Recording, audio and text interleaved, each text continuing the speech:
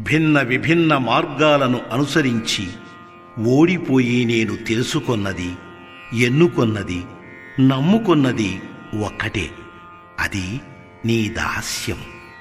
ఇక నీ చిత్తం నా భాగ్యం.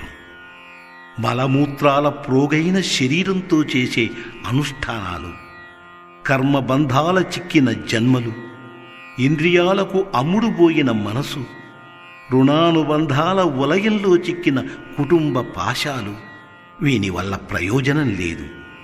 పత్రం, పుష్పం, ఫలం, తోయం అన్నట్లుగా నీకు సర్వాత్మనా సమర్పించిన భక్తే నా సర్వస్వం.